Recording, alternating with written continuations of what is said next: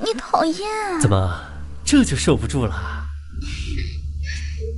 陆廷之，我为你苦守10年，放弃闺阁清誉，以死相逼，才换来这门婚事。你却在新婚之日，将烟花女子带入府中苟且。但即便如此，我相信你还是爱我的。我赌你会来救我。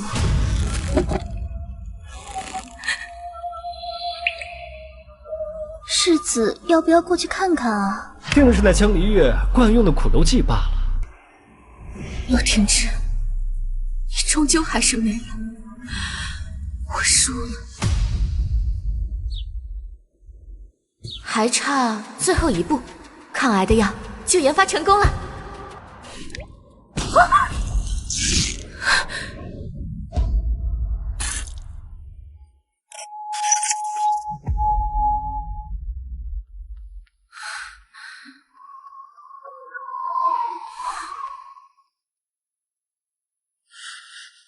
这是哪？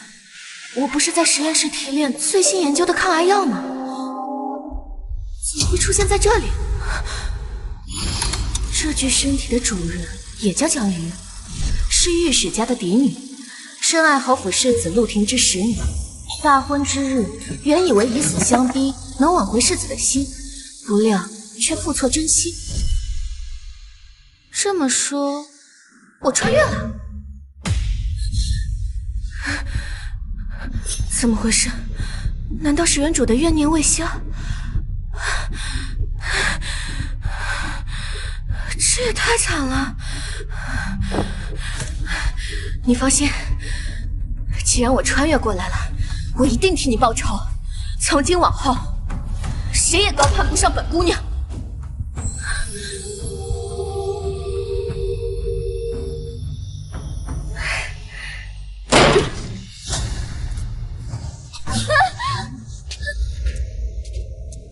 江离月，怎么刚才苦肉计没用，现在改撒泼了？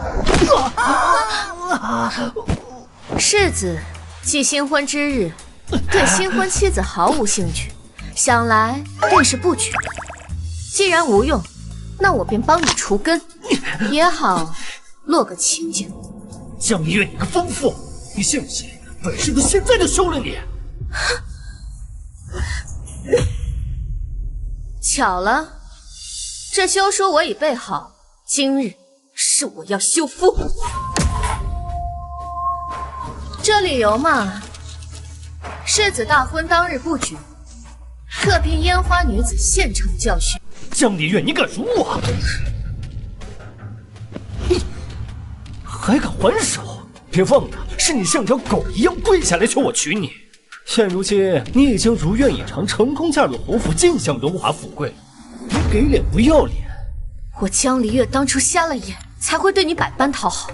这世子妃我不稀罕，今日我们和离，从此桥归桥，路归路。站住！你这是唱的哪出？整个盛京城谁不知道，你为了让我娶你，当了10年舔狗。别以为现在耍点小性子，本世子就会哄你。这舔狗，谁爱当谁当。您这样的二手男，我嫌脏。好，你最好别后悔。盛京城还从未有一个女子敢如此忤逆我。待江家女被休一事传出，我倒要看看，还有谁敢娶你。我今后如何，就不劳世子费心了。毕竟像你这样的货色，我都能忍受10年。今后不管我找什么样的男人，都会比你好1000倍、100倍。你好。小姐，这大喜的日子你要去哪儿？好不容易嫁给世子爷，你就不要再耍小性子了，你就睁一只眼闭一只眼，跟世子爷服个软。这3条腿的蛤蟆不好找，2条腿的男人可大街都是。本小姐委屈了10年，今后一定活个痛快。啊，那陆廷之是不是喜欢去那什么迎春楼？不行，咱们不能比他差，咱们去南风馆？小姐，那南风馆可是蓝色之地，你堂堂世子妃怎能去那种地方？小姐，你莫不是受刺激了吧？放心，我只玩素的。还有，我现在已经不是什么世子妃了。你要是再叫错，我就明天把你许配给马夫。小姐，我懂了，你这叫欲擒故纵，对不对？你这招真是高了。表面上来南风馆买醉，实则是要刺激世子，让他对你回心转意。什么欲擒故纵？本小姐就是要去享乐的。张夫人，行啊，知道。照顾好了啊。柳夫人可有见信了？非常好。哎，好啊，以后常来啊。好。夫人明日再来玩啊。这就是南风馆，真是个好地方。上辈子我一门心思搞医学，到死连男人的手都没有摸过，好不容易穿到这种人生地不熟的地方，必须过把瘾。哎，这位小娘子面生的很啊。我们南风馆是整个圣经最风雅之地，来往的达官小姐那是挥金如土，光是一杯茶就要10两银子。不知您二位是？翠翠。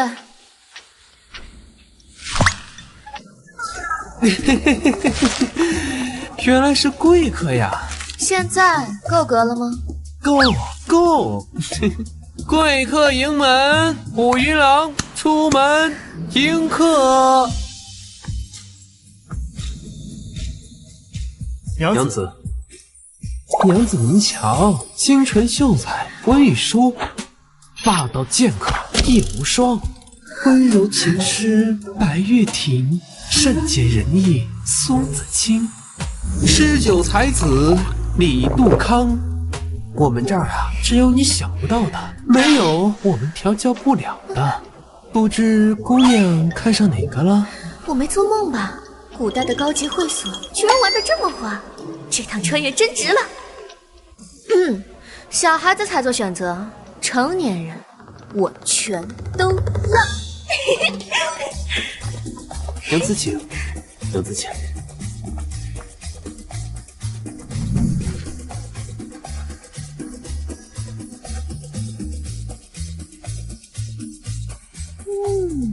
怪不得古人都喜欢来这儿享受，这服务歌现代简直是 VIP 中 P 啊！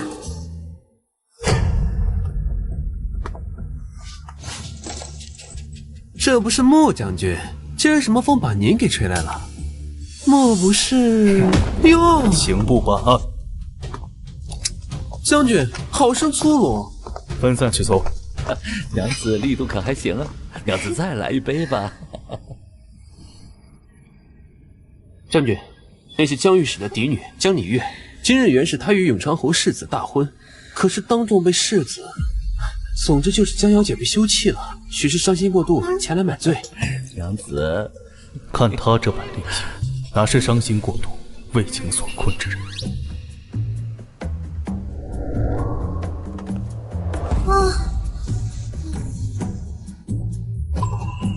哇塞，我没看错吧？南风馆竟然有这种极品，那龟公还给本小姐藏着掖着。这位相馆，开个价，今天晚上我包了。江小姐，你知道我是谁吗？我管你是谁，今天晚上本小姐就要这圣经最俊的郎。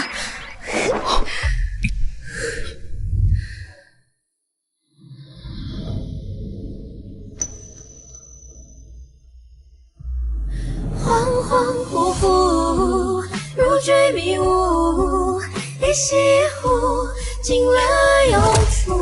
放肆！竟敢对穆将军无礼！将军，他竟然是将军！我跟陆廷之和离，侯府一定不会饶过我，而江家也会因此视我为弃女，这可是天崩开局啊！不过我要是攀上了这位将军，倒也是一种庇护，况且还长得这么帅。穆将军，敢问你今年多大？可有婚配？你要是有婚配也没关系，看在你长得这么帅的份上，我可以当你小妾。小姐，无聊。啊！你别走嘛，我要是说我能解你身上的毒呢？啊！你怎么知道我中毒？我看你面色暗沉，眼底无情，气息虚浮，这明显就是中毒了嘛！这要是不好好医治，哎，就1年时间。不过你要是让我给你施针压制毒性的话，我可以保证你长命百岁。你竟敢在将军面前无礼，还咒我家将军！解毒之事迫在眉睫，如果他真的有办法让他留在身边，也未尝不可。好，本将军可以去。将军，万万不可呀！这江小姐虽被陆世子休弃，但仍与侯府干系颇深。倘若让陆世子知道你与江小姐的关系，定不会善罢甘休。我会怕陆世子吗？将军英明神武，但陆世子在将军面前根本不值一提。可这江小姐实乃祸端之源，将军这般身份，何苦去招惹她？因为他说我活不过。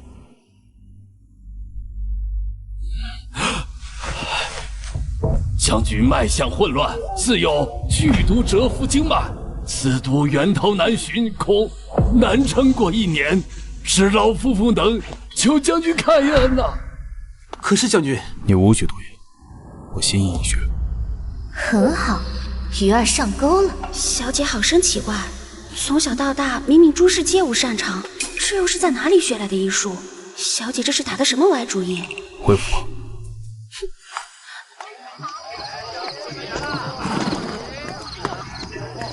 哟，这不是被休弃的江大小姐吗？这么快就攀上穆将军了？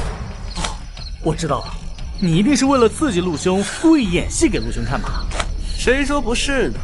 等着看吧！以江大小姐的性子，怕是不超过3天就得哭着回侯府求陆兄原谅。3天，我赌50两，最多1天。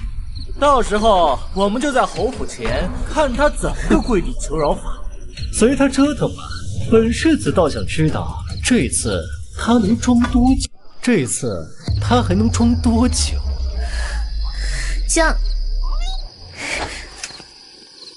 将军，我没猜错的话，你的寒毒每逢朔月必发作，所以今晚我必须留在将军身边。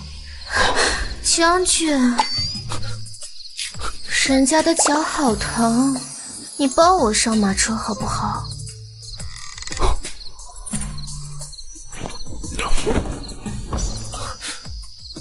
世子，麻烦让让。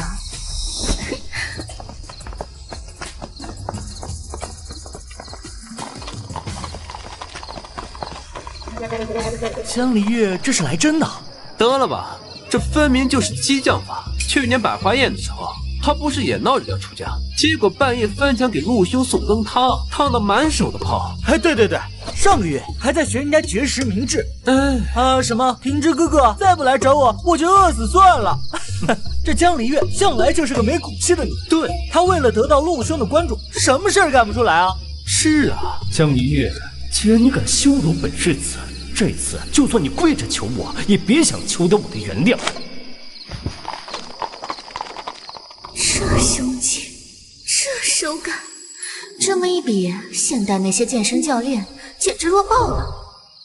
不知道腹肌是不是也……戏演够了吗？演够了就起来。将军，别那么凶嘛。不过，比陆廷之那个小屁孩强多了。江小姐，自你我初见，你便屡屡示好于我，硬要与本将军结成连理。若你此番行径，只想借我之手，让陆廷之心生醋意，那本将军恕不奉陪。今日之事，我就当没发生过，还望江小姐日后不要再过多纠缠。将军，您误会了。陆廷之那个负心人，我对他早就已经死心了。将军声名远扬，战功累累，这才是顶天立地的好男儿。第一次见将军，便对将军一见倾心。况且将军的病一直久治不好，不也是没有找到合适的治疗方式吗？将军，为何不赌一次？开玩笑，这身材这颜值，放在21世纪都是顶流男神的级别，谁还要那个渣男呀？你所言句句，当真是出自内心。天地可见，我江离月对将军一见倾心，我愿此生常伴将军左右。将军，前方有人拦路，自称是江小姐的表哥，还带了一队府兵。表哥孟书怀，他来干什么？该不是来坏我的好事的吧？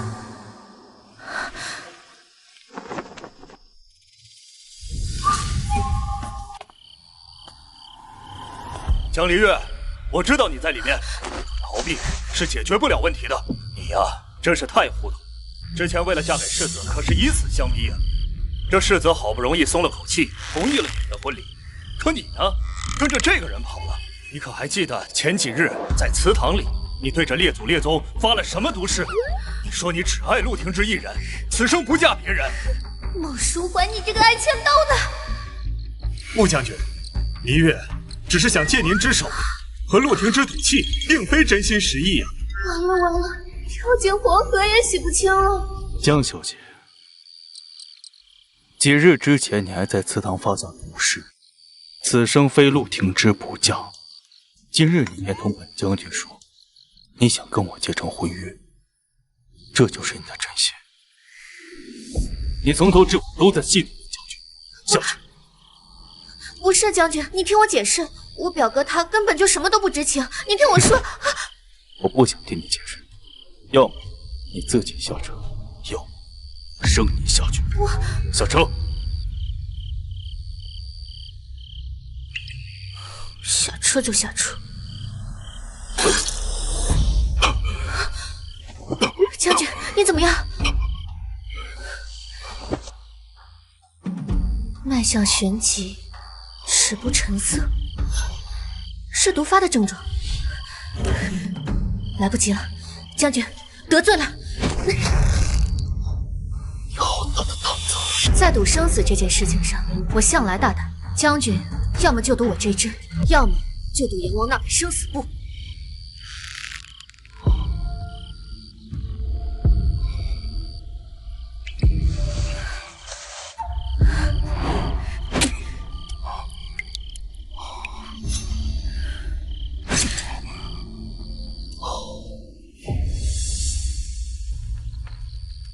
将军，好些了吗？将军若还想活命，需施针7日，并配以药浴，将毒逼出。否则，之后毒发，就必须承受万箭穿心之痛。将军现在还小，赶我走吗？我绝无害将军之心。但若将军不信我，那就只能以后每逢朔月承受噬心之痛喽。你敢威胁我？不敢不敢，只是这毒拖得越久，越难拔出。不管它到底是何居心，我体内的毒必须拔出，而且走一步看一步吧。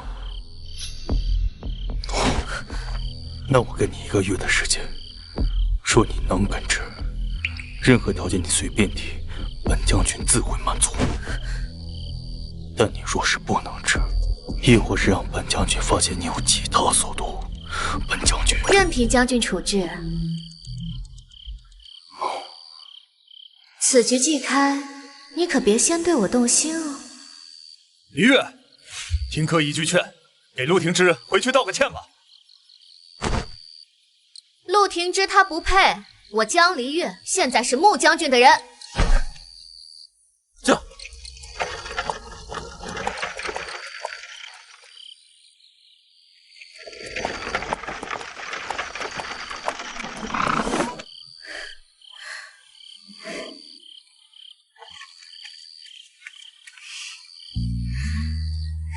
这将军府可太气派了，比侯府还要敞亮，连空气都少些脂粉气。将军，您回来了。劳烦帮我备一套银针。银针？快点吧，不然的话，你们将军可就没命了。快请进。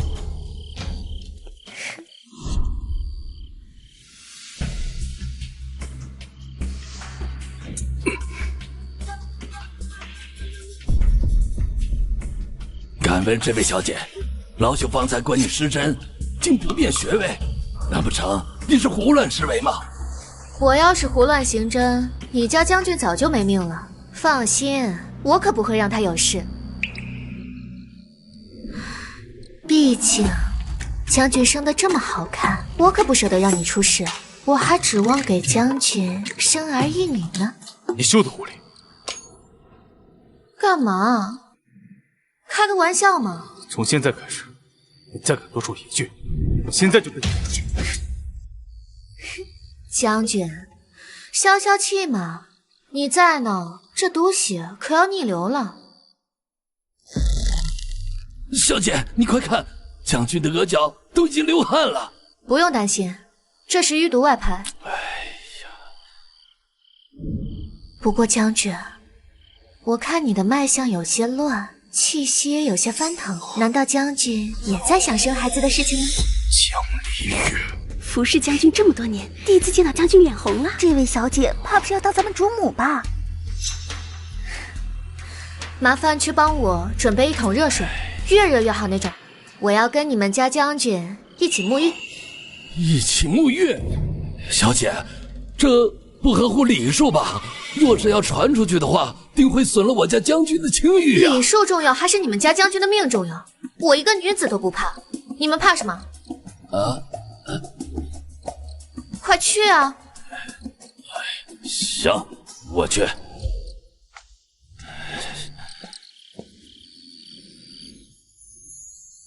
将军，我来陪你沐浴、更衣。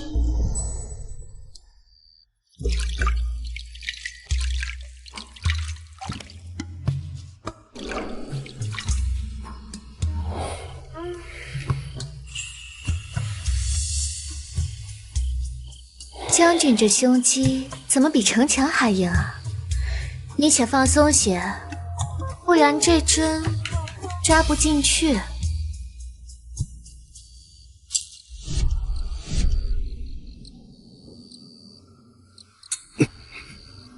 疼吗？我还可以再轻些。不疼，你挺心虚。将军可真是能忍疼啊！不过，接下来这几针可能会比较特别哦。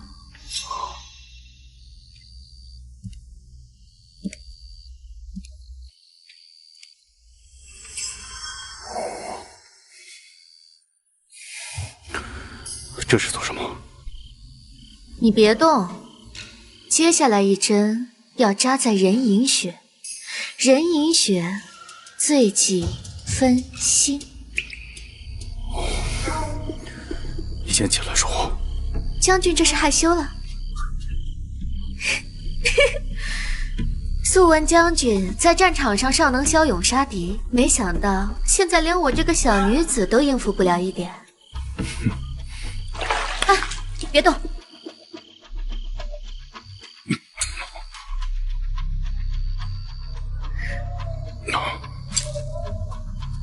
好了。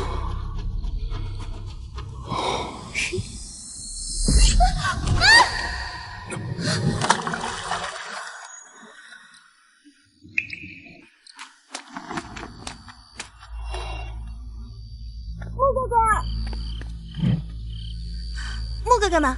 他在吗？梁小姐，将军他正在沐浴，不便见客。那我等等便是。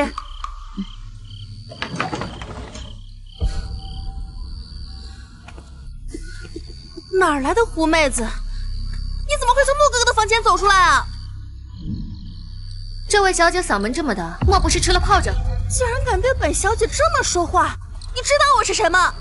我爹可是当朝的丞相。哦，难怪这圣经都说丞相府的千金梁小姐生来骄纵，今日一见，果然名不虚传，跟市井泼妇没什么两样。你信不信？我让我爹治你的罪！好啊，正好让整个圣京城都知道丞相府千金夜观将军沐浴，你说到时候我们谁丢人？好啊，你个下贱胚子！住手！婉玉，你别胡闹。穆哥哥，你们在房子里面干了什么？我同他这孤男寡女共处一室，还能做什么？毕竟呀，将军的腹肌手感可真不错呢。你不要脸！休得无礼！江小姐是来替我医病的。江小姐，莫不是那个被世子扫地出门的弃妇？怎么被世子休了，就来勾引我家穆哥哥不成？果然是狐妹子做派。休得无礼！你要没事，回府去吧。穆哥哥，明日就是翰林书院开宴了，听闻此次圣经才子云集，连太子和太傅也要来呢。你明日陪月儿一同前去呗。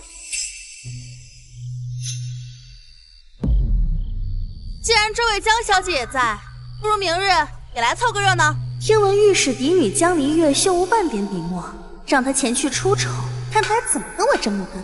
哼，我没兴趣。哼，江小姐怕是漏怯吧？这圣经谁人不知？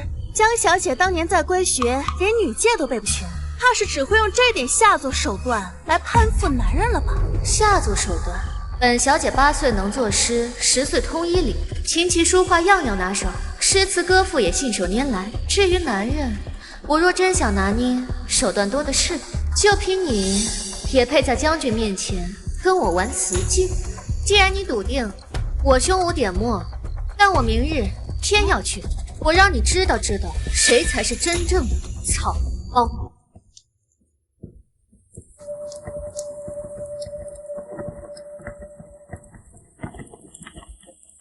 小姐，你平日不是最烦这些酸儒集会吗？怎么今日突然想起来这里了？听闻今日要比试6艺，小姐您怎么怕你家小姐丢人吗？陆兄，你看，那不是江离月吗？他怎么过来了？这书院当真是什么人都能进哦，我懂了，他定是打听到陆兄今日要来赴会，这才巴巴的赶过来。江小姐这般死缠烂打，当真不知羞啊！他以为这样就能让本世子多看他一眼，当真是异想天开呀！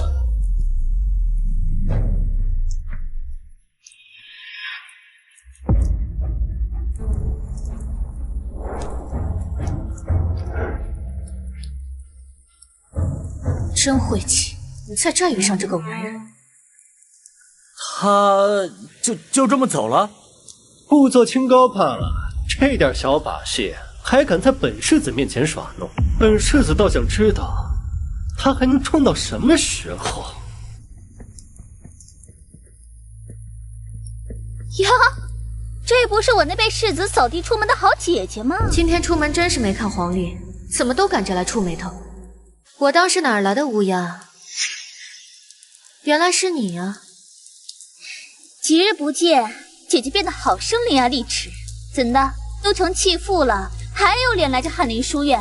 姐姐平日里连个对子都对不上，来这儿是想丢尽江家的脸面吧？丢尽江家脸面的可不是我，妹妹这玉佩还真是别致啊！若我没记错的话，这是城南张公子的双鱼佩吧？前几日3更西角门，妹妹那声张郎叫的，连巡更的梆子都停了。这等风流事要是传出去，才当真是丢尽了江家的脸面。你这个胡说！江离月，你这个贱人，你敢打我！我打的就是你，长姐如母。我今日就好好的教教你什么叫规矩。好啊，江离月，你给我等着！哎，哥，你快看，那位江小姐，她也太飒爽了吧！好一个睚眦必报的行存。兰亭集序0本，笔锋虽似，却少了几分飘逸之气。寒江独钓图，这画中渔翁并未着蓑衣，江面更无飞雪，看来画师是想反其道而行之，以盛夏酷暑反衬余温孤寂。倒是比原诗多了几分心静自然凉的意味。妙啊！这位小姐年纪轻轻就有这般独到见解，实属难得呀。大人妙赞，小女子不才，让您见笑了。老爸在故宫修了30年古画，从小耳濡目染，品诗看画这点小事，还不是手到擒来。哎，哥，你快看，这不是刚刚那个江小姐吗？竟然连太傅都对她赞赏有加。不过是些雕虫小技罢了，这也值得太傅如此夸赞。穆哥哥，我自幼便熟读百家典籍，精通琴棋书画，等着看好了，我当然让大家都知道什么才是真正的名家风范。今日来这书院的可都是些博学之人，江小姐这点粗浅学识的人，还是莫要贻笑大方了。哎，陆兄，你看，有好戏了。不如这样，江小姐与我比试一番。梁小姐想要比什么？对对子，如何？既然是在这书院，那不如还请太傅大人为我们出题如何？好，那我就以这芍药为题。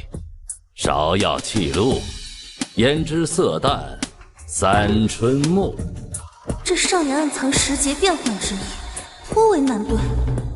梧桐听雨，翡翠生残一叶秋。他怎么能对得上？他好厉害啊！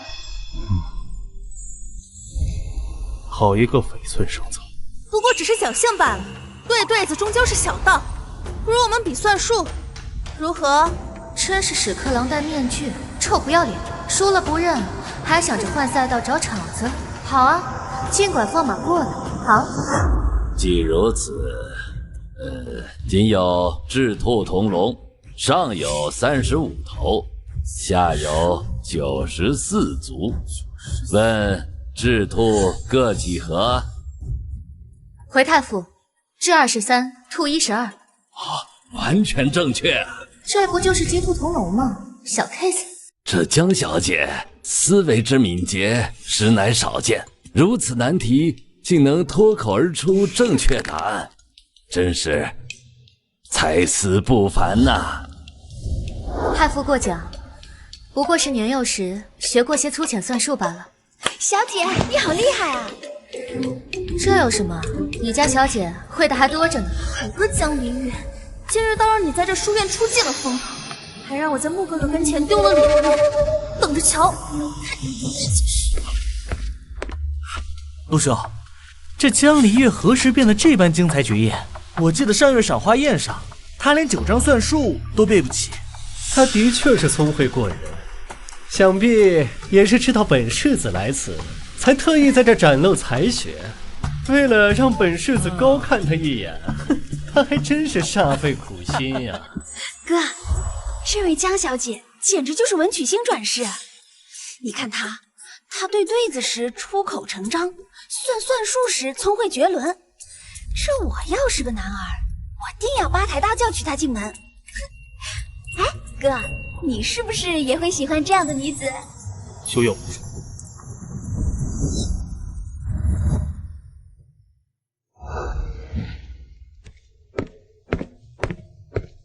将军，你怎么在这儿？你们认识啊？她就是你为我治病的江小姐。哦，江姐姐，你好厉害啊！你这般才情，在整个圣经，怕是要把所有的公子哥都迷得神魂颠倒了吧？哥，你说是不是？该恢复了。府门在那边。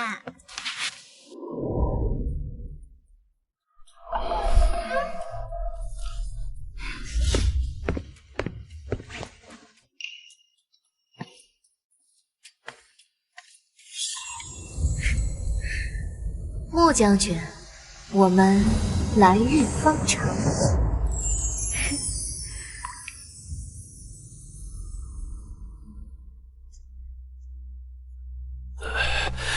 奇哉啊！短短几日，将军体内的寒毒竟然去了3成。这下阵之人不仅精通医理，下针力道与穴位更是分毫不差，实在是了得啊！此话当真？千真万确。若能继续施以此针法，假以时日，莫说寒毒尽除，就连当年战场落下的伤痕都能痊愈。江离，你果然没让我失望。爹爹，娘亲，你们要为女儿做主啊！姐姐她不仅当众羞辱女儿，还动手打人，您看这掌印。我苦命的如儿啊，老爷，那丧门星被世子休妻还不够，如今这是要逼死我们母女啊！来人呀，把那逆女给我叫来！不用叫了。老爷，自李月生母走后，妾身一直视她为己出，教她知书达理，善待姐妹。谁知她冥顽不化到这般地步，求老爷给我们做主啊！原主啊原主，你就是太软弱，才会被这群豺狼啃得骨头都不剩。今日就让你看看什么叫以牙还牙。姨娘真是说笑了，您教的通情达理，便是让我在江府忍辱负重，任人欺凌；您教的善待姐妹，便是纵容江亦如在我茶里下药吗？老爷，您听听这诛心之言，妾身这些年待离月比待如儿还尽心，如今他竟这般污蔑我们母女啊！你个逆女，以下犯上，目无尊长！来人呐，取我的蟒鞭来！爹爹这是要动家法？好啊，那就让这全府上下看看，您是如何被这对蛇蝎母女蒙蔽，对自己的亲生女儿连性命都不顾的。你，为父，简直是对你太失望了！你娘若是在天有灵，看到你这般忤逆，怕是要悔恨生了你这个孽障。你大可不必提我娘亲，她尸骨未寒，你就迫不及待地娶新人进门。我在江府这10年，受尽了折辱，你可曾为女儿说过一句话？冥顽不化，今儿我定要好好教训于你！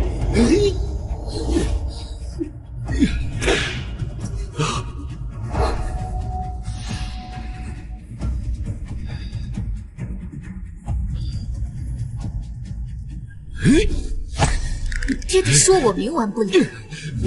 7岁那年，您为了给王姨娘过生辰宴，就把我关在柴房，任豺狼舔舐门窗。您说我娘若是泉下有知，该作何感想？娘亲临终之前攥着我的手，和我说了远离豺狼。原来她早就看清，她的枕边人竟是一个连亲生女儿都要拆骨扒皮的恶鬼。反了，反了！来人，把他给我带到祠堂，没我的命令，谁都不准放他出来。姐姐，这祠堂阴了，你可得好生反省啊！你现在管我容易，只怕过不了一会儿就得亲自请我出来。我的好爹爹，好戏这才开场呢。老爷，穆将军来了。啊！将军大驾光临，下官有失远迎，不知将军今日前来所为何事啊？江大小姐医术精湛，近日本将军旧伤复发，特来将她诊治。将军说笑了，实不相瞒，小女从小不学无术，连医书都读不懂，怕是会耽误将军的伤情啊。是啊，将军，李月这孩子啊，平日里就顽劣，哪懂得什么医术啊？许是看了几本杂书就敢夸口治病，这万一误了将军的身子，我们江家可担待不起啊！这江大小姐的医术，本将军已亲自领教过。怎么，你们是觉得本将军识人不清？啊，不，将军慧眼如炬，是下官愚钝。只不过刚才小女犯了家规，正在祠堂反省。去，把大小姐请过来。是。老爷，大小姐人呢？大小姐说需得您亲自去请，她才肯出来。反了！这江大小姐迟迟不出来见人，怎么？你们江家是不把我这个镇国大将军放在眼里吗？将军误会了，许是小女有什么事耽搁了，下官这就亲自去叫她过来。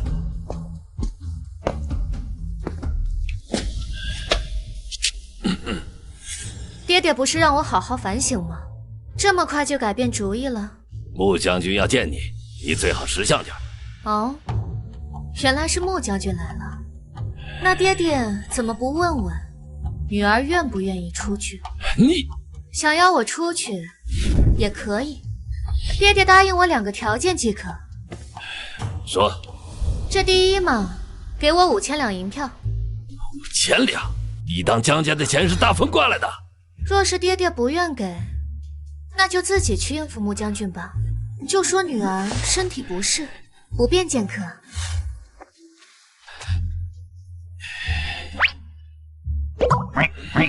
去，到账房取银票去。是。这第2个条件嘛，就是你给我跪下，磕3个响头。你做梦！爹，你忍心看她这样折辱女儿吗？刚才还说我以下犯上，怎么到你身上就成折辱了？汝儿，照做。爹，跪下！穆将军就在前厅，还嫌不够丢人吗？去年腊月初8，你带着丫鬟往我母亲牌位上泼狗血，今天这3个响头，就是你给她赔罪。你个贱人！妹妹，记住，以后见了我绕道走。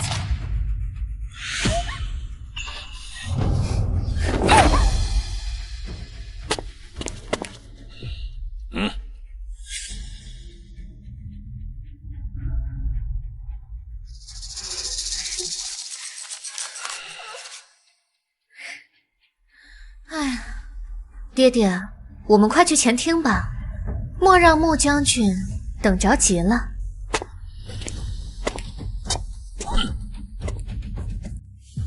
将军，将军，江大人，这就是你所谓的家规吗？本将军的身体多亏有江小姐的金针渡血，才得以保住性命。但如若他手上的力道因为这点伤有半分偏差，江大人不妨猜一猜，是太医署的人来的话，还是本将军的剑话？啊，下官知错了。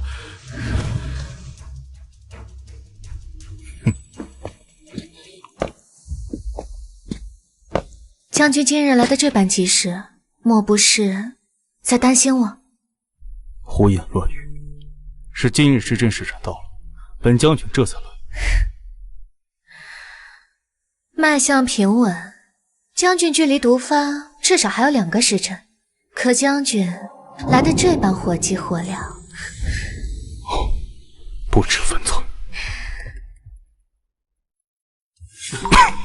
将军，可是含毒药？无妨。江小姐今日可曾来过？回将军，未曾来过。江家小姐从翰林院出来后，便直接回了江府。属下听闻，这江小姐的生母早逝，季氏夫人对她又处处刁难，恐怕这江府的日子也不好过。去江府。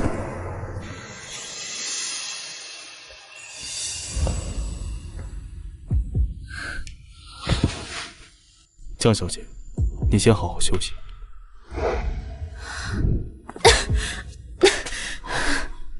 将军，黎月现在浑身没有力气，这伤口怕是没法自己上药了，担心会误了给将军施针。将军，您能帮帮我吗？江小姐，男女有别，我还是还是你前来。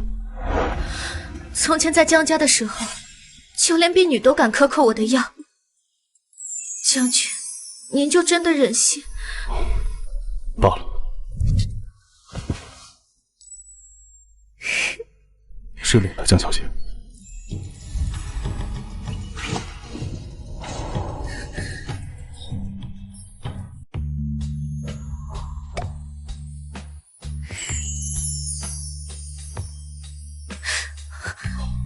疼，将军的动作好生粗鲁，莫不是故意欺负我？我没有。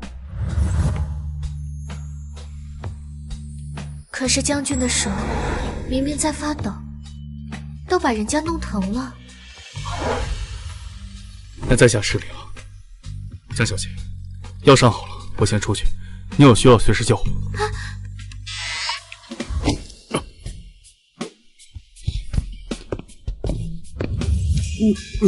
将军，您今日连廊柱都过不去吗？好得掉吗，我的大将军？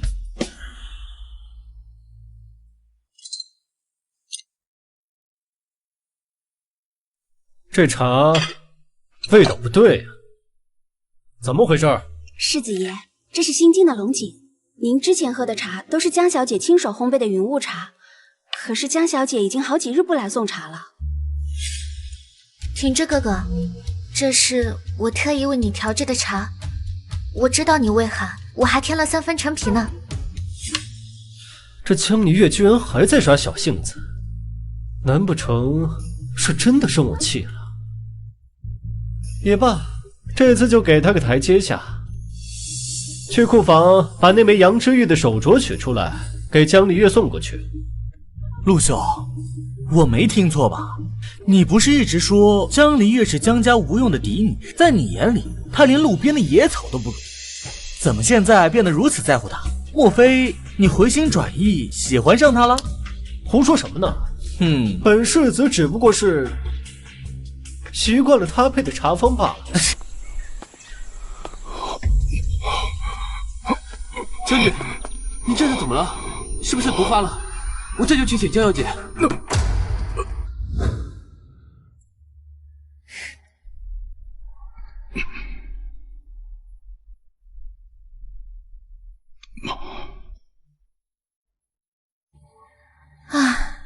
将军这毒比我想象的要深许多，虽然现在暂时压制，但若夜间突然发作的话，轻则经脉逆行，重则呀心脉俱断。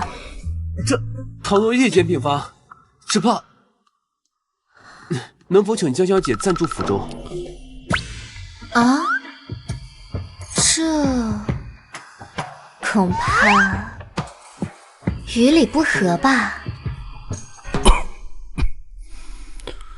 方才都说了，事关人命，既然江家待你不好，不如就在这住下，也方便为本将军解毒。我这就去收拾林雪轩，那里离将军的房间最近。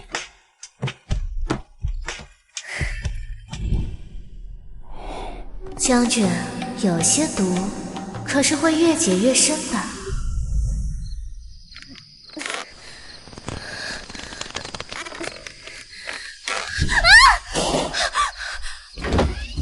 江姑娘，发生什么事了？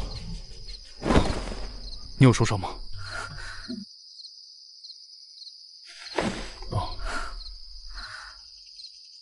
我无事的，将军。刚刚只是想弄一下纱帘，但是那个掉了。我不是故意。江小姐，出什么事了？已经无事了，本将军已经替江小姐解决了，退下吧。将军，我什么也没看到。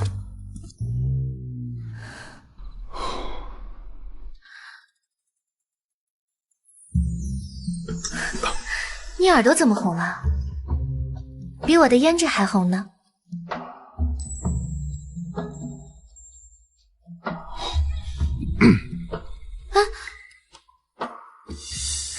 耳垂红1分，心动便增1寸。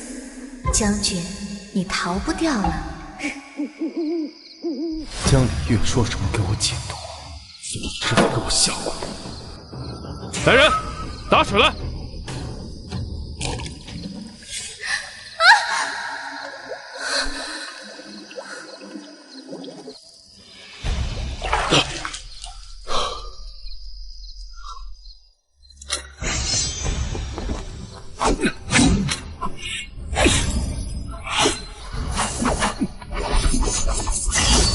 毕竟将军生得这么好看，我可舍不得让你出事。我还指望给将军生儿育女呢。本将征战沙场多年，刀剑无眼伤得全身而退。这江礼月不知使了什么药方，竟把那本离铁骑还能对付。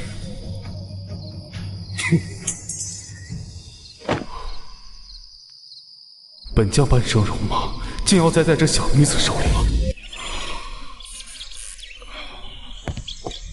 将军，您这目下轻影为何这么重？要不要我去请江小姐来把把脉？无妨，本将军无碍。将军，可是昨夜属下分明听见将军房里又是泼水又是舞剑，将军当真没有大碍？尔等闲问，再多说一句，去校场跑尸去。这天也是越发的热了。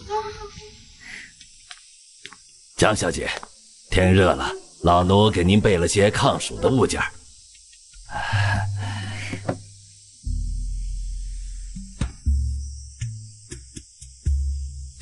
有劳李总管了。江姐姐，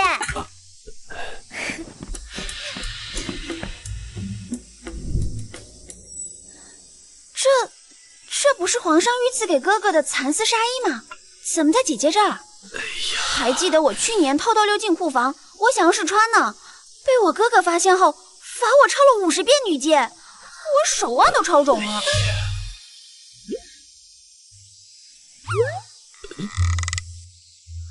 哦，我明白了。李总管，你说，是不是我哥哥特意让你送过来的？江姐姐，我呢见过哥哥上阵杀敌的样子，但我还从来没有见他对某个女子这么上心过。他呀，定是喜欢姐姐喜欢的紧呢。妹妹说笑了。江姐姐，我们现在趁着这个外面的日头正好，我听说西街新开了一家胭脂铺，还有杂耍班子在表演呢。哎呀，走了走了。哥，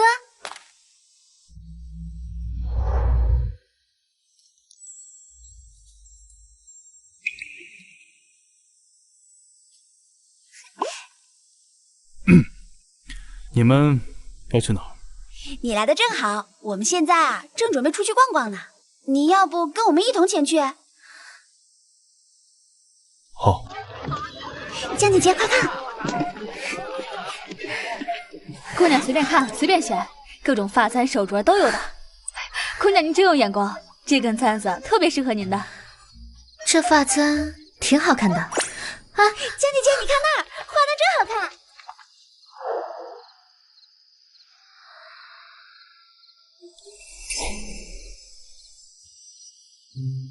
帮我包起来。江姐姐，你看这个。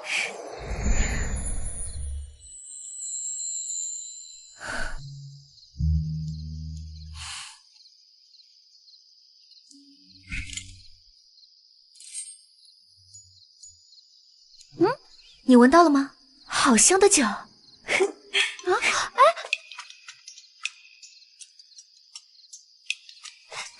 姑娘，买酒吗？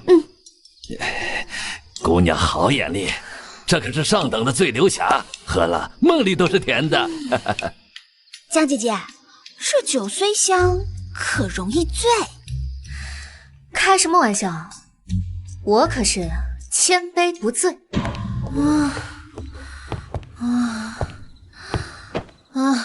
这地怎么在转啊？这床也在转。今天的床好生硬啊！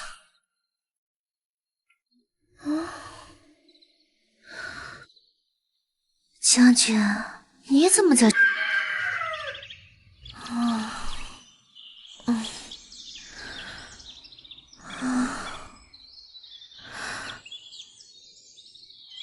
我怎么在将军的房间？你要是喜欢我的话，为什么不亲我？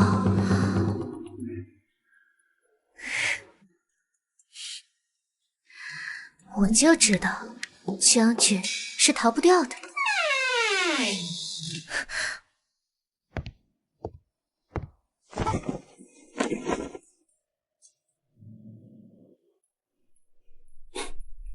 看来是还没醒啊。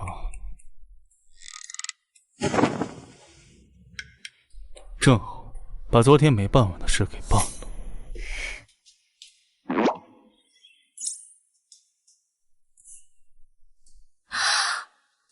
你耍我！昨天占我便宜，今天又装水骗我，本将军要数罪并罚。李月，边境突发战事，我得即刻启程，这一去怕是7日才能回来。你若有事，让李总管去做。哥，你这对江姐姐这般上心，我这个当妹妹的都要吃味了。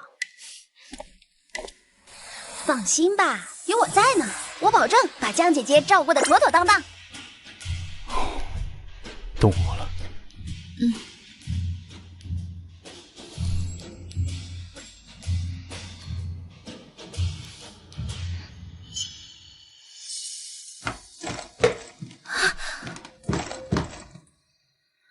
说是7日，可边关战事难料，还说要陪他过生辰呢。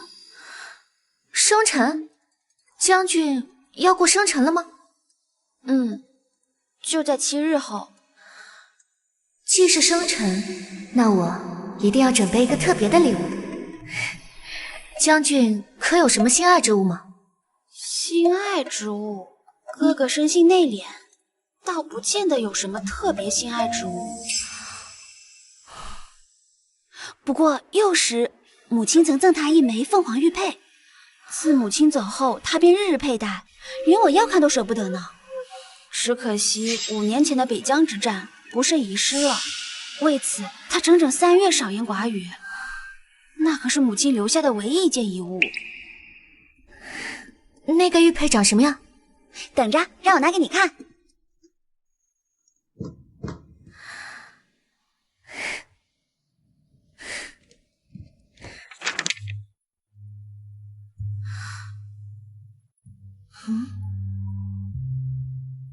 这纹样好像在哪里见过。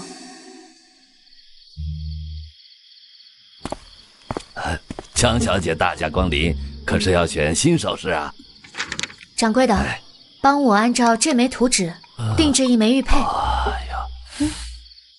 哎呀，这镂空雕工要18道工序，至少要半个月呀。半月？不行，半月太久了，7日之内我必须要看到成品。价格嘛，都好说。这不是江离月吗？世子爷，您送给江小姐的手礼怎么样？她收了吧？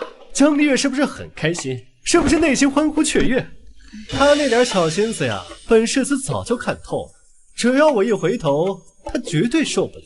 她这辈子都会被我牢牢地掌控住，永远都离不开我。不是这样的，江小姐拒了。什么？拒了？江小姐将礼盒原封不动地退回了。她还说世子爷送的东西她不稀罕，让世子爷以后不要再来打扰她。好一个江离月，她凭什么啊？她算什么东西？真不知道谁给她的胆子！哟，这又是何故发这么大的火？是谁惹我陆兄不高兴了？来，你来说一说，江离月凭什么居然敢拒绝本世子送她的东西？我当是什么事儿呢？陆兄且消消气。这江离月表面冷若冰霜，实则背地里偷偷给你准备惊喜呢。此话何意？昨夜我路过琼居阁，亲眼看到这江离月拿着一张这么大的图纸，要求掌柜7日之内做出那个凤凰纹玉佩。他做这玉佩还不是为了送世子你？哦，原来如此。本世子就知道他怎么可能对我如此冷漠啊！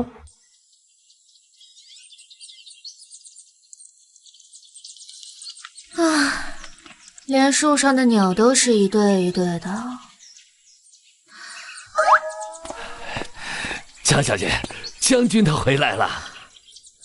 当真？当真。将军，你回来了。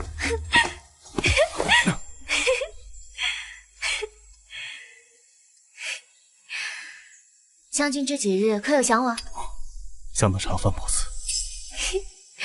那我可要好好的奖励奖励，陪我去趟琼居阁可好？掌柜的，我上回定制的玉佩怎么样了？啊，已经做好。不过江小姐来的不赶巧，玉佩今早已被陆世子取走了。你说什么？江小姐往常订的东西，不都是让小人直接送到府里吗？今日这世子前来，我就直接拿给了他。世子走时很是欢喜，说他很喜欢呢。不是，弄错了，那不是给陆廷之的，那是我给江……原来这段时间不过是我的一厢情愿罢了。江离，你心里装的终究还是陆廷之。既然江小姐与陆世子情深意重，又何必拿我去开心？不是，将军，要让将军彻底心安，确实得先处理好我跟陆廷之的关系。哼，陆兄今日难得雅兴，竟来这清河园散心。哎呀，这玉是江离月送的？这玉确实是难得的上品，玉质通透，雕工精细。江离月这回有心了。是啊，这江离月闹别扭的时候，恨不得撇清干系，可是过不了几天，他又乖乖的来找我求和。他呀，就像一块甩不掉的狗皮膏药，一旦粘上，这辈子就揭不下来喽。还得是陆兄你美丽无双啊！陆廷之，瞧，我说什么来着？狗皮膏药来了，玉还给我。这送人的东西哪有要回去的道理？本世子知道你这几日心里有气，但是念在旧情的份上，我可以原谅你前几日的放肆。只要你以后乖乖听话，本世子的身边还是会留你的一席之地的。世子未免也太自作多情了，这玉本就不是给你的。说谎话也说得像样一些，这玉不给我，还能给谁？世子可听好了，这玉是送给穆将军的。江离月，演戏演得也太拙劣了，本世子的耐心是有限的，我劝你适可而止。世子是听不懂人话，还是习惯了自欺欺人？我现在看到你这副自以为是的嘴脸，就作呕。陆兄，陆兄，这江离月这般决绝，不似作伪。莫非这玉佩不会真不是给你的吧？不可能！江离月待我如何，满盛京谁人不知？今天倒装了一副冷心冷情的模样。我再给你最后一次机会，你可想清楚了。有些话一旦说出，就再也没办法回头。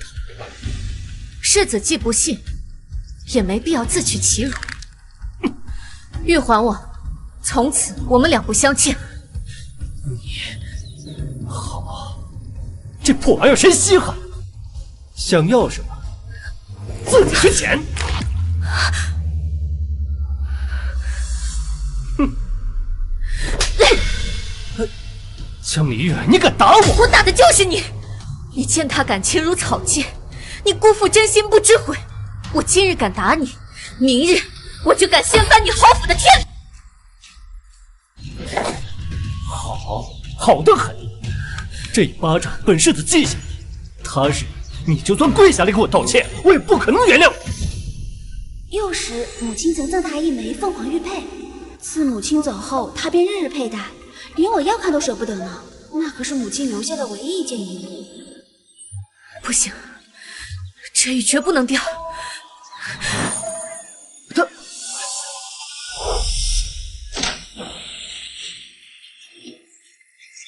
这江离月居然为了母池的玉，不惜纵身下水，好得很。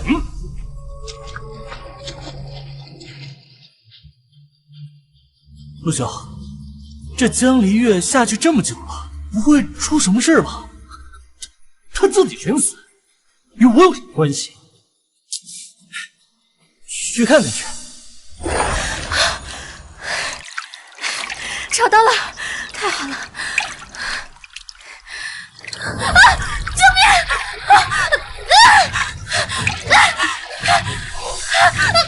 阿离，救命！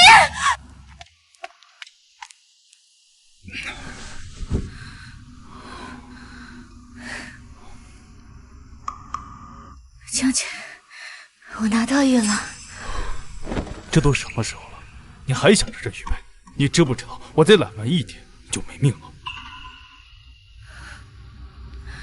这块玉不是给陆廷芝的，这是我照着穆夫人生前留给你的玉佩，一纹一路都不差的给你复刻的。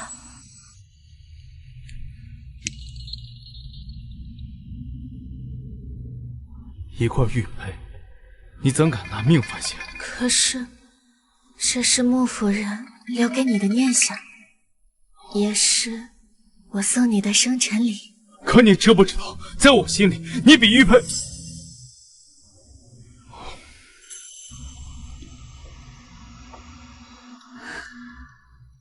那将军，你现在还因为世子生我的气吗？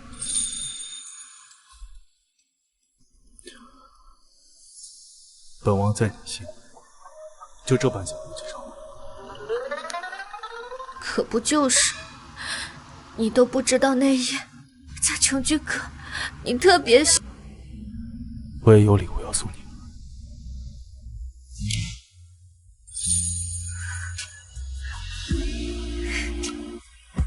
什么时候买的？你怎么知道我喜欢？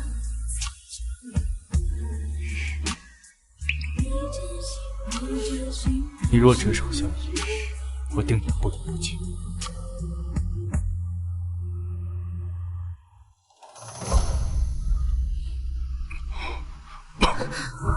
将军，你怎么了？发烧了！来人，备冷水！好奇怪，明明落水的是我，怎么他发烧了？江小姐，你有所不知，将军8岁曾在寒潭落过水，险些丧命，之后便落下了病根。将军明知自己身体受不了，却还是跳下水救你。我原以为赌的是他的心，没想到他连命都押给了我。傻子！你刚刚是说将军8岁的时候在寒潭落过水？正是，所幸被一名小女孩所救，否则就……原主小时候也曾在寒潭中救过一个男孩，难道说我小时候也在寒潭救过一个小男孩？好像叫……谢谢你救了我，我叫阿迟，你叫什么名字？我叫阿离。阿迟。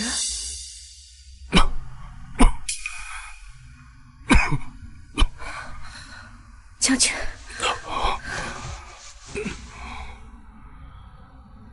阿离，你刚才说什么？在寒潭救我的人？木迟，阿迟。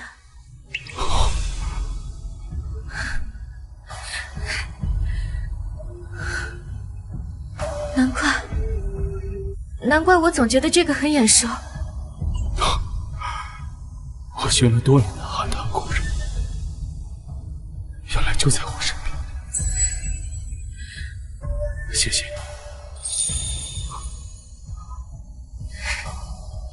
姑母，求您为玉儿做主啊！您是知道的，玉儿自幼便倾慕穆哥哥。这江家嫡女江离月不知使了什么手段，日日缠着穆哥哥，还以治病为由住进了将军府。穆迟手握北疆10万铁骑，若将他拉拢过来，届时朝中兵权皆在我叶儿夺嫡便多了一份胜算。穆迟年少有为，战功赫赫，皇上颇为倚重。你既心属于他，本宫倒觉得相配。可现如今没什么好担心的。既如此，姑母便替你做主了，请皇上为你赐婚。等圣旨一下，不管穆迟身边有什么人，都翻不出任何风浪。多谢姑母成全。穆哥哥，你终究还是我的。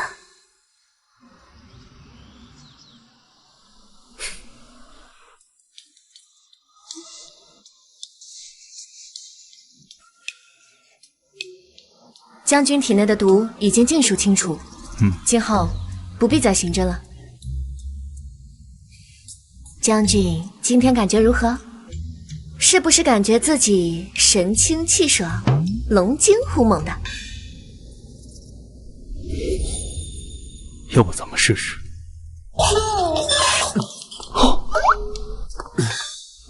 将军，属下什么也没看到。哦，是陛下召您入宫。穆爱卿戍边有功，朕今日要为你赐一门好亲事。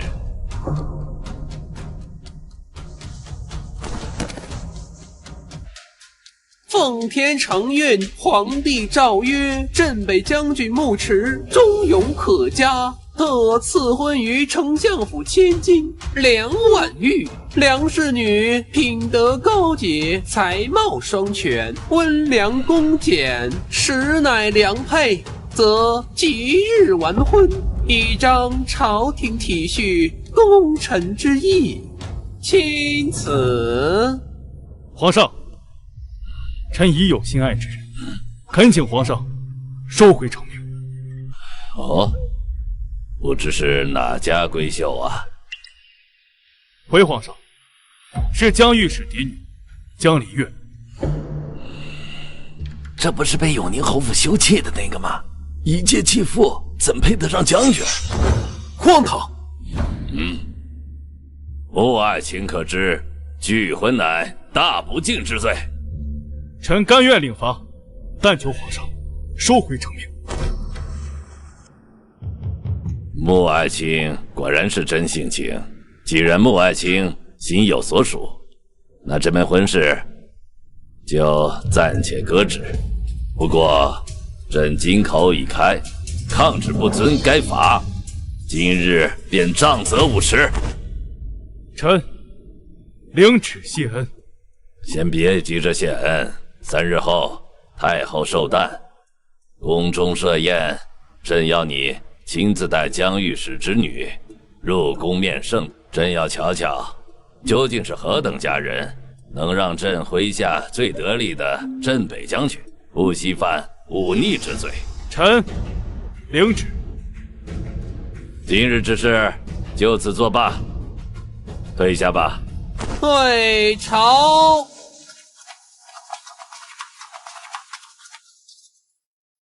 皇上，穆将军拒婚实乃大罪，您为何对他如此开恩呢？这穆迟让朕想起年轻时的自己。姑母，穆哥哥他竟然敢抗旨，他江离月不过是被休弃的贱人，究竟用了什么狐媚子手段，连皇上的旨意也敢违抗？姑母，现如今满朝文武都在看我们梁家的笑话呢，您可一定要想想办法呀！堂堂相府千金，哭哭啼啼，成何体统？这男人的心是一定要攥在手心里的。3日后，太后寿宴，届时本宫会送她一份大礼。是。林月，有我在，你不必担心。将军放心，我自有办法应对。臣女江离月恭请皇上圣安，太后福寿无疆。不愧是真被将军看中的人，单看这进退有度的礼数，倒比寻常规格千金更有风骨啊！赐座。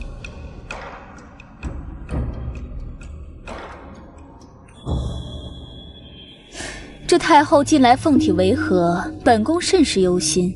听闻你医术精湛，恰巧御膳房今日新进了雨前龙井，不如就由你亲自为太后调制一盏安神茶，也叫我们开开眼，如何呀？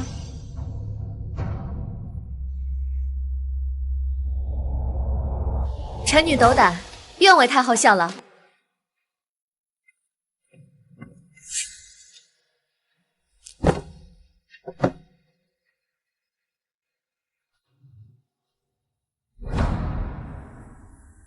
展颜3寸处有划痕，像是刻意用金器刮出来的。粉末欲养变糊，这是朱砂泪，再加上特意用鎏金茶具，这是要借金器催化毒性。难道说有人故意在茶盏里下毒？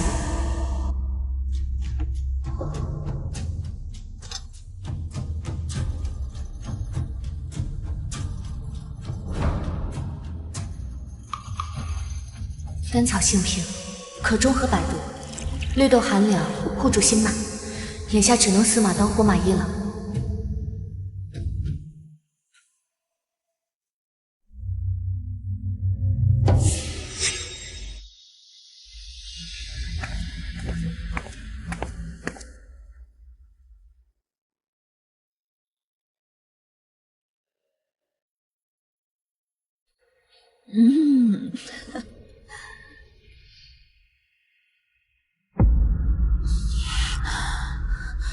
这茶香怎么让人头晕？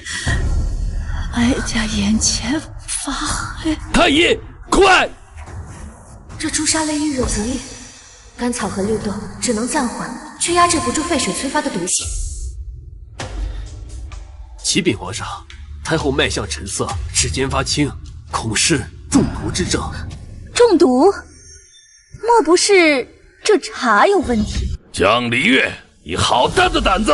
皇上明鉴，妾身方才瞧见他往茶里掺了东西。来人呐，这将是包藏祸心，谋害太后，立刻拿下！皇上，江小姐素来医者仁心，这其中肯定有误，还请皇上明察。皇上，太后确为中毒，但绝非臣女所为。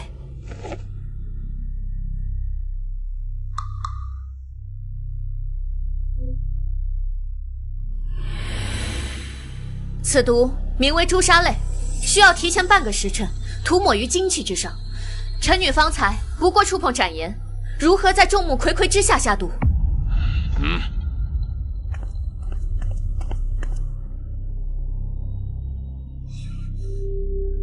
皇上，确是朱砂泪，此毒确需提前涂抹，绝无半点虚假。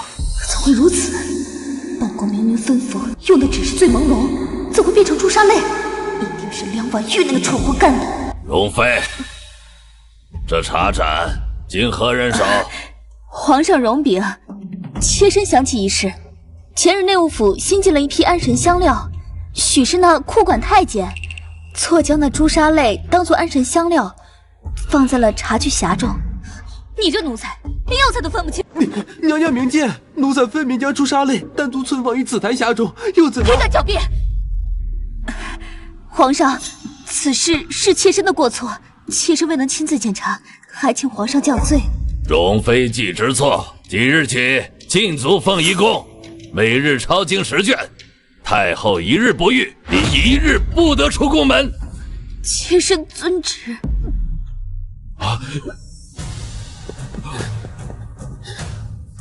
皇上，此朱砂泪毒性深入血脉，老臣实在是回天乏术啊！太医院要你何用？太后若有闪失，朕让你陪葬！皇上，臣女斗胆请命，愿为太后施针解毒。你不怕再出现差错？臣女愿用性命担保，只需3针。若臣女无法为太后解毒，甘愿千刀万剐。准。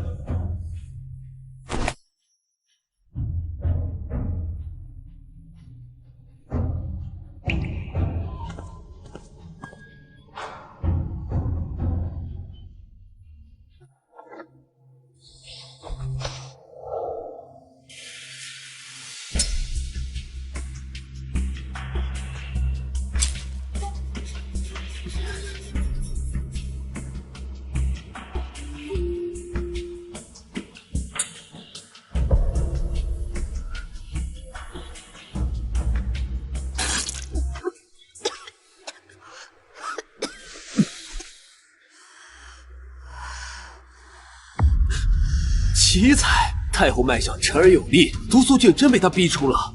江小姐这手以气御针，老朽从医数10年，从未见过第二人。好一个江离月，临危不乱，妙手回春，真要重重。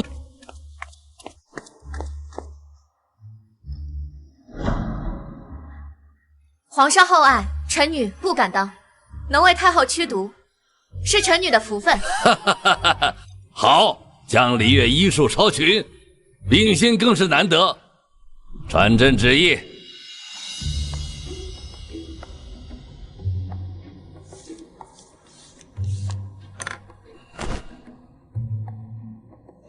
江氏离月医术精湛，人心济世，今救太后于危难，功在社稷。特赐御医令一职，可出入太医院，专司太后调理。令封清平县主，10邑300户，赐金100两，锦缎50匹。御医令虽非正式官职，却可以自由出入宫廷，而县主封号更是超乎想象的恩典。没想到我这也算因祸得福吧。臣女谢陛下隆恩。自开国以来，还从未有女子入太医院任职。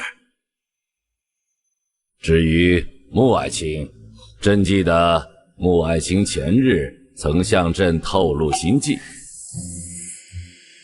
皇上，臣的确心仪江小姐已久，还望皇上成全。好，今日真是双喜临门。穆爱卿听旨，朕观你与江离月情投意合，特赐你2人择吉日完婚。臣女叩谢陛下隆恩。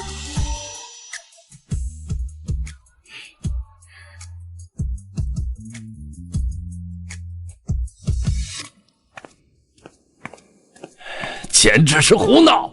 若今日太后果真有个3长2短，江家9族都要为你殉葬。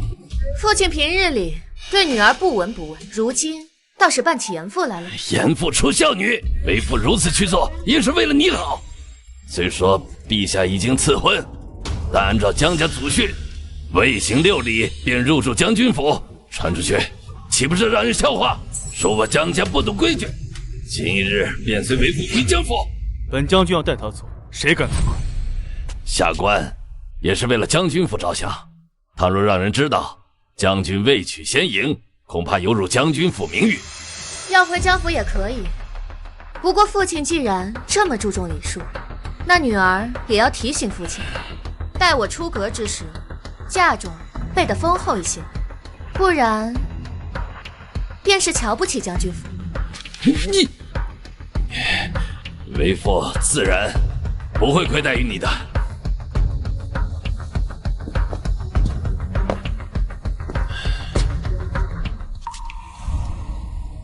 阿里，这些臣服祖训，不值得你委曲求全。你若是不想留在江府，我即刻便带你回去。没事的，将军，我有皇上赐婚，况且还有清平县主的金册，江家也断然不会对我怎样。况且我总得让某些人看着我凤冠霞帔进将军府的样子，不是吗？以后没有我的允许，我的院子谁都不能进。江离月这个贱人怎能如此好命，居然等皇上赐婚嫁给穆将军！你个蠢货！要不是因为你莽撞行事，我何至于被借走于鲍鱼宫中？本宫千叮咛万嘱咐，让你用醉朦胧，让太后昏睡上几日即可。你呢，偏偏换了那要命的朱砂泪。若是太后有什么三长两短，你以为本宫能保得住你吗？姑母，恐怕我梁氏一族都要跟着掉脑袋。姑母，我这也是没有办法呀。现如今，穆哥哥眼里只有那个贱人，我必须要将此局下到绝处。难道你想看我眼睁睁的看着穆哥哥被抢走吗？这区区迷药怎能解我心头之恨？不如我来给你下点猛药，江离月，到时候我定会让你永世不得翻身。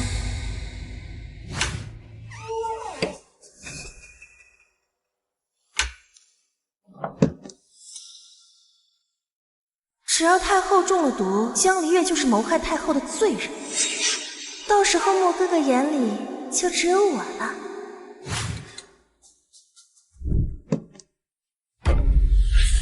你知不知道这样有多冒险？你当真以为皇上就没有怀疑过我们吗？他只不过是忌惮我梁氏一族在朝堂的根基。经此一遭，以后的路恐怕要在刀尖上行走。那怎么办？现如今此婚圣旨已下，月儿怕是再也没有机会了。姑母，你平时最疼月儿，求你再给月儿一次机会好不好？姑母，这丫头虽莽撞，倒是颗好棋子。若能借她之手除掉江离月，一来断了木池念想，二来正好让叶儿借机拉拢这位镇北将军。兵权在握，何愁大业不成？急什么？赐婚又不是拜堂，大婚之前的变数可有的是。你若是真想嫁给穆将军，就给本宫振作起来。月儿愚钝，全凭姑母做主。本宫最近听闻江离月在江此，这没了木池的庇护，姑母这是有法子了。你到时候就这样做。是。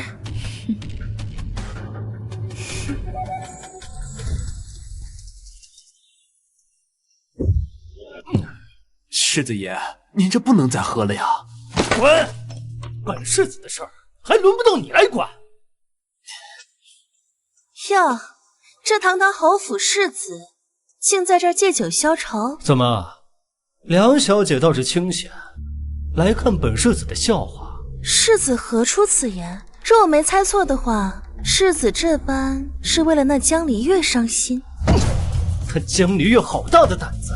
当年跪在侯府门前，说什么此生非我不嫁。如今他倒攀上高枝，要做那将军夫人。他也不过是个趋炎附势之人罢了。世子何必动怒？说来可笑，你我皆是这天涯沦落之人，眼睁睁地看着心爱之人另娶他人的滋味，我比世子更清楚千百倍。怎么，梁小姐倾心穆将军？我5岁那年参加宫宴，便倾慕于穆哥哥。为了能配得上他，我6岁便开始苦学琴棋书画，12岁便开始偷偷绣嫁衣。可到头来，这一切却成了笑话。不过只要那江离月未踏进将军府大门，你我便还有那可乘之机。梁小姐此话何意？听闻那江离月倾慕世子整整10年，10年之恋岂是说断就能断的？定是世子伤了那江离月的心。只要世子肯放下身段，像他当初那般死缠烂打，何愁他不回心转意啊？对，还有机会。小姐，方才后门有小厮偷偷塞给我这个。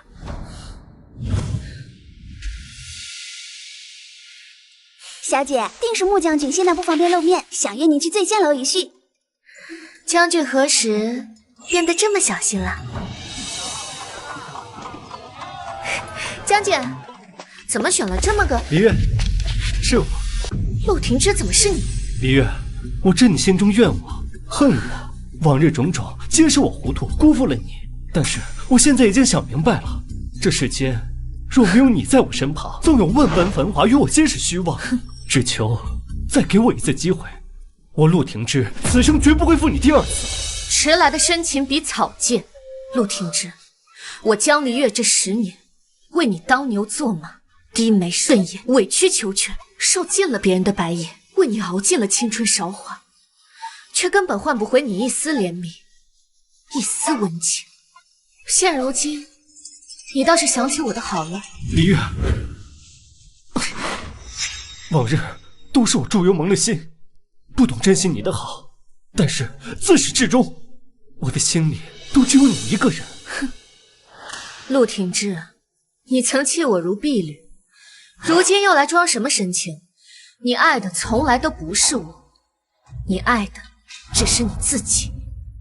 你虚情假意装深情，不过是怕我飞得比你高；你惺惺作态求原谅，不过是恨我离得远；你跪地求饶装悔恨，不过是怕我过得比你更好。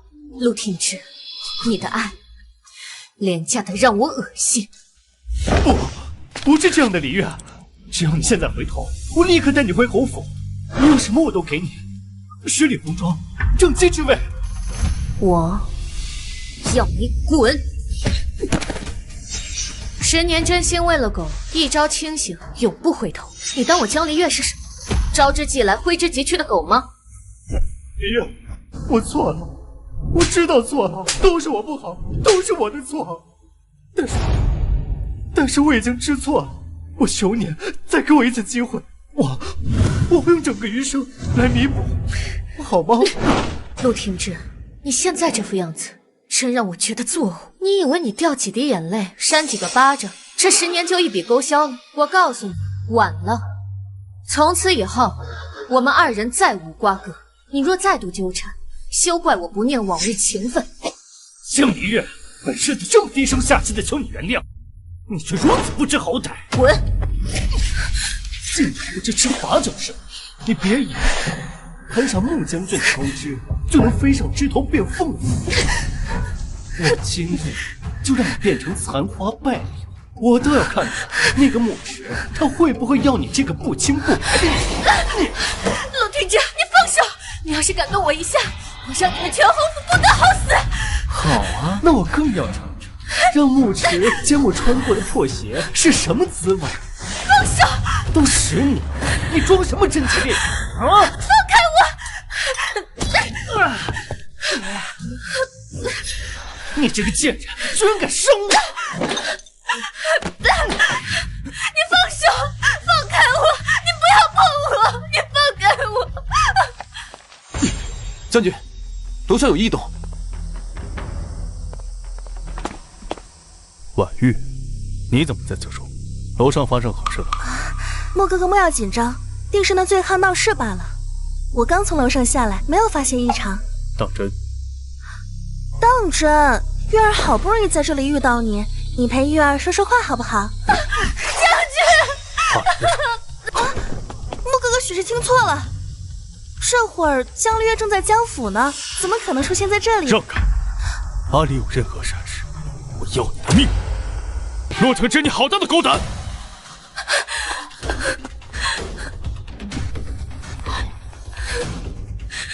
将军的女人你敢动？误会一场。阿离，我来晚了。将军，陆廷之，你的命我要。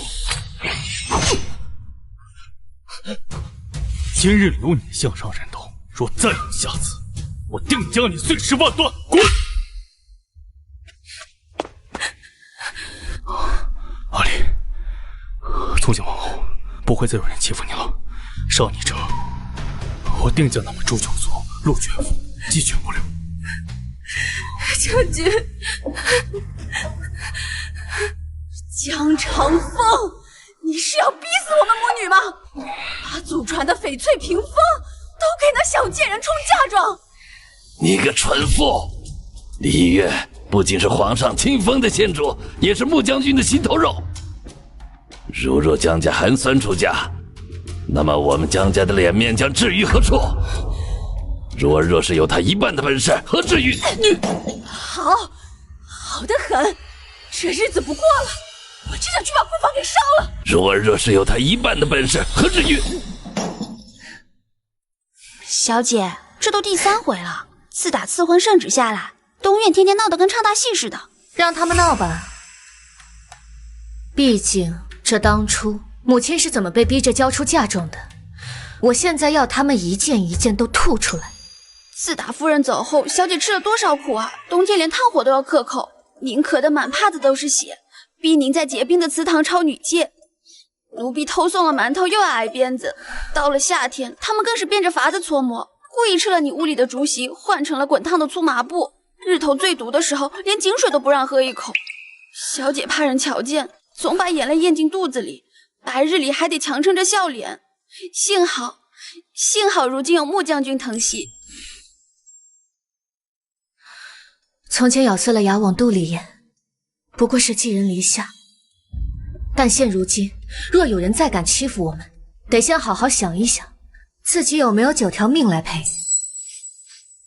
原主这一生孤苦挣扎，受尽欺辱，好在那些阿扎的日子都过去了，如今窗明几净，锦衣玉食，还有良人相伴，也算是善终了。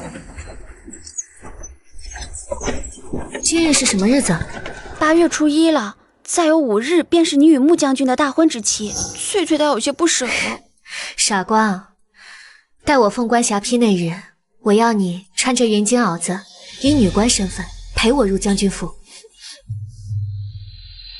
初1，我也该去坟前上炷香了。小姐，夫人去时，老爷连块像样的碑石都不肯给，现在坟头的草都这么高了。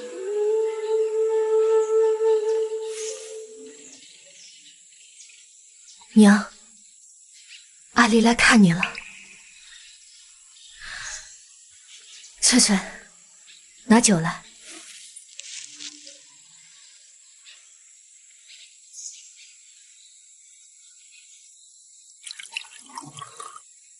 娘，这杯敬您生养之恩。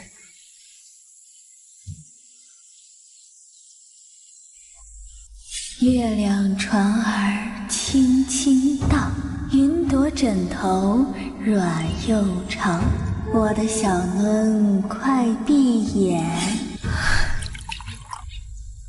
这杯，请您护我周全。小年纪，你敢偷东西，看我打死你！老爷，阿离是我怀胎10月身上掉下来的肉，他的心思我最是清楚。我说是偷盗这种阿扎事，便是把刀架在脖子上，他也不会偷人家半分东西。你若是非要打，那就连我一起打。第3杯。一花眉儿弯，二花眼儿亮。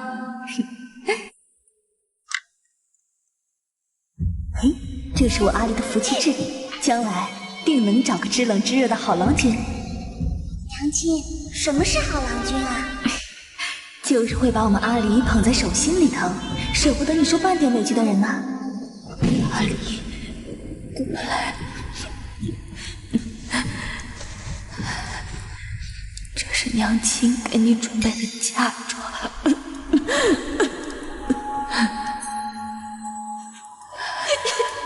可惜娘亲等不到看你穿上嫁衣的那天了。娘亲不要走，阿离不要杀人，阿离只要娘亲。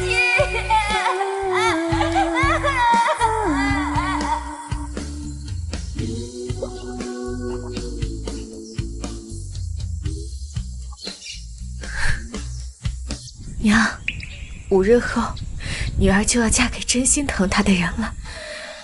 从今以后，女儿会风风光光的活得比谁都耀眼。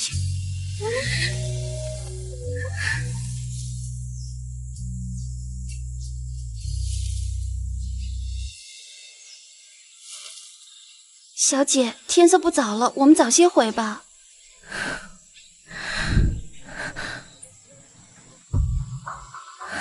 将军，你怎么？听府里人说，你独自一人来羁绊，我有些不放心。这样的地方，不该让你一个人来。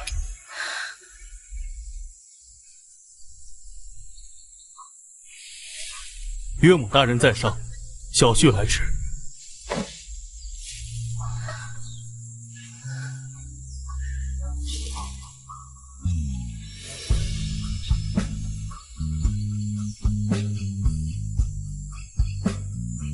岳母大人，明日小婿就会派人重修墓容，用上好的青石砌碑，在此种满白梅。以后每年的清明、冬至，定会香火不断，让岳母大人在九泉之下不再这么寂寞。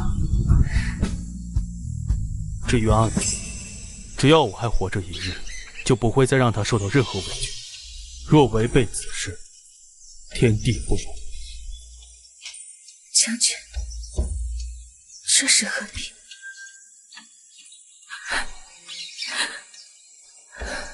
阿离，以前你孤身一人，无枝可依，从此以后，我就是你的退路，有你一世安稳。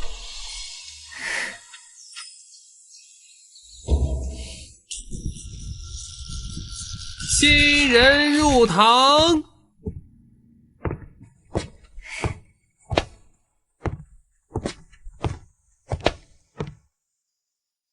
一愿岁岁常相见，二愿肝胆照日月，三愿白首不分离。谁知必为你会丹青，你成月下独饮泪湿情意，流水不负一世深情。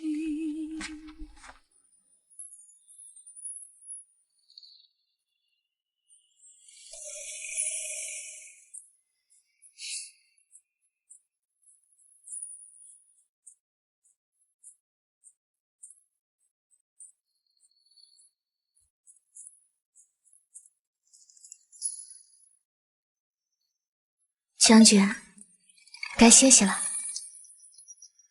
方才叫我什么？将军。不对。阿迟。还是不对。